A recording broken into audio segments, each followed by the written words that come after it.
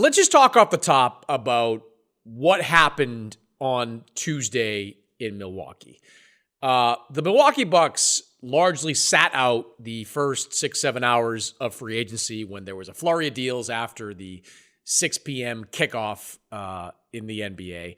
On Tuesday, they got right back into the mix. The big news out of Milwaukee is that they are signing Myles Turner to a 4-year deal, about $107 million, I believe is the last reported number. To do that, they are waiving and stretching the largest salary in NBA history. They are waiving and stretching Damian Lillard's contract, which has 2 years and over $100 million left on that deal, which means for the next 4 years, the Bucks will have Damian Lillard's money north of $20 million on their cap, all to get one Myles Turner onto the roster. They also brought back Gary Trent Jr., Taurean Prince, Bobby Portis is coming back as well. I've got my thoughts on this, Rohan, but why don't you start? How big a deal is this for Milwaukee? How big a needle mover is this for the Bucks? You know, Chris, I remember when they traded for Drew Holiday in 2020 and they sent out a bunch of first-round picks. And maybe some people were wondering, is this an overpay for Drew Holiday? Every move the Bucks make has to come in the context of, it's not just, is it worth it for X player? It's, does this move mean Giannis Antetokounmpo will want to stay in Milwaukee? And I think that's really my takeaway from this is, do I think it is crazy? Yes. You could have told me today that LeBron James was getting traded, that Giannis was getting traded, and I would have been less shocked than when I saw the first. I was like, Myles Turner, are they trading Kyle Kuzma? And then to see the wave and stretch, that was a real shocker, Do I think it's worth it for Myles Turner alone? No, I do not. We saw Turner struggle a lot in the last 2 rounds of the playoffs. I think he is the kind of center you want to replace Brook Lopez and play next to Giannis. Like, it's a good basketball fit. It's not necessarily an overpay. But if you look at it through the lens of, is this going to make Giannis stay? If this buys you another couple years to build around him, then I think you can start to make the argument that it's worth it. But they are going to be doing that they already have the handicap of basically not controlling any of their drafts for the foreseeable future.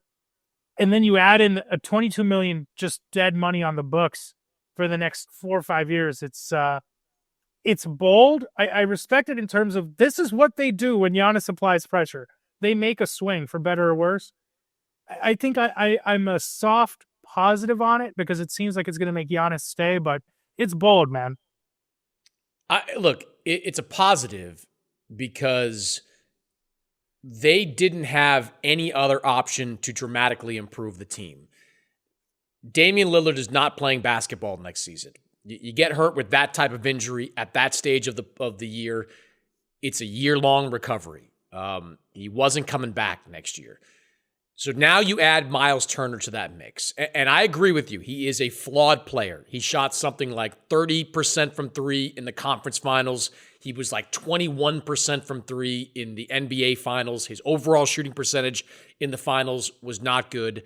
But he is a 29-year-old proven center who can do a lot of the things that Brook Lopez could do and a lot of the things that Brook Lopez could not do at this point in his career. So it's an upgrade over what the team would have looked like if they had stood pat and done absolutely nothing. And this always has to be viewed through the prism of, can they keep Giannis in a Bucks uniform? Can they entice him to either stay quiet about his future with the team or, best case scenario, as he's done the last couple of times, sign a contract extension with the team? I mean, that is obviously the end game for John Horst and the Milwaukee Bucks. I don't look at this acquisition as leapfrogging the Bucks into the upper half of the Eastern Conference. They still need a point guard. Kevin Porter Jr., remarkable job reviving his career last year. Shot close to 40% in his time with Milwaukee. Fine as a rotation player. He is not a starting point guard on a playoff contending team or on a contending team. He's just not. And I don't know where they would find that guy. There are some players out there on the back end of the free agent scrap heap that they could probably pick up, and they could do maybe a small deal to get someone, not saying campaign, but a campaign type. Hell, maybe campaign. I don't know.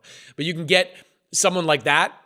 But that's not going to be the answer to the problem they have at that position. So I think it's an upgrade.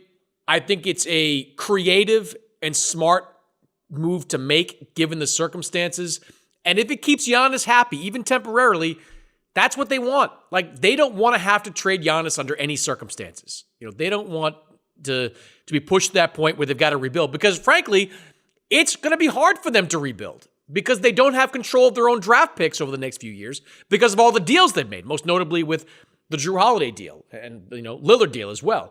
So I get it. I think it's a smart move given the circumstances. I don't think the contract is that outrageous. I mean, we've seen guys like a really fair deal. I mean, he got paid less than Naz Reid. Yeah, Naz Reid, kind of set a bar there. A lot of guys. I mean, Luke Cornett.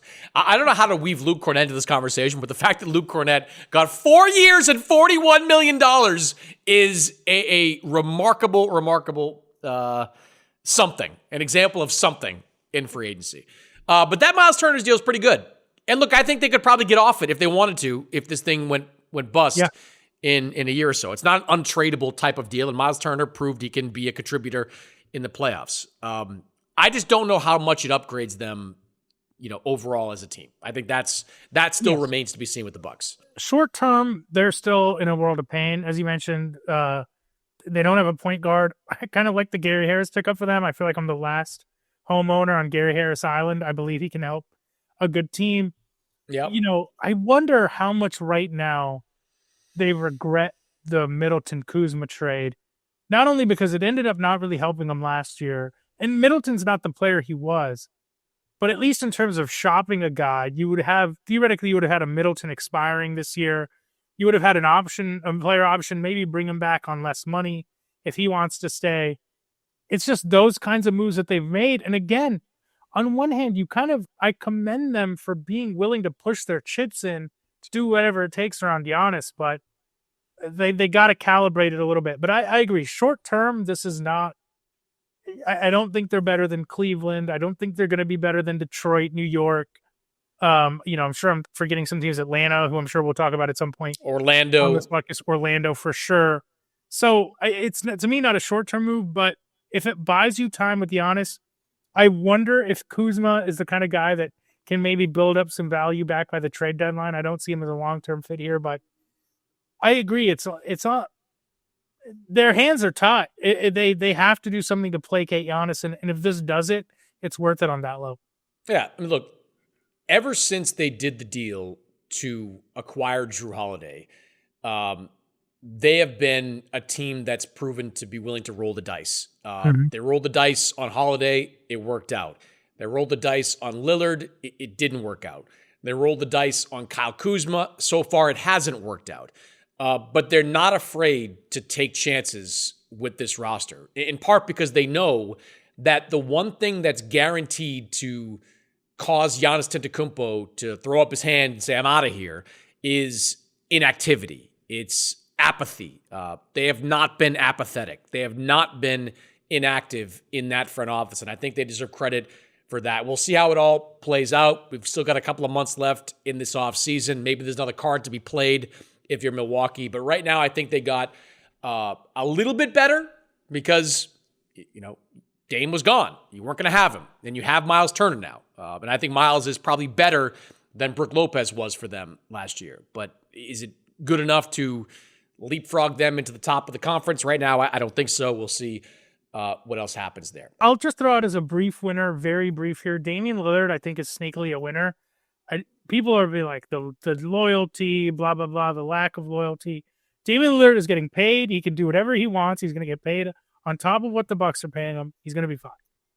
Yeah, I'm with you there. I mean, I don't know if he'd ever admit it, but it's best case scenario for him. Yes. Yes. And he talked about this. I did a couple of stories with him in SI about the challenges of not playing in Milwaukee, but living in Milwaukee. Yes. Being away from his family and being in an environment that was new and uncomfortable him. He's going to have a whole year to rehab, whether it's with a team or, on his own with his family in Portland. And then summer of 2026 can just pick whatever team he wants to, go there on the minimum, still get all the money he was owed on the back end of that contract. I mean, I think Miami's going to be in play as it was before for Dame at that point. Yeah, I think it's a win. It's an overall win for Damian Lillard.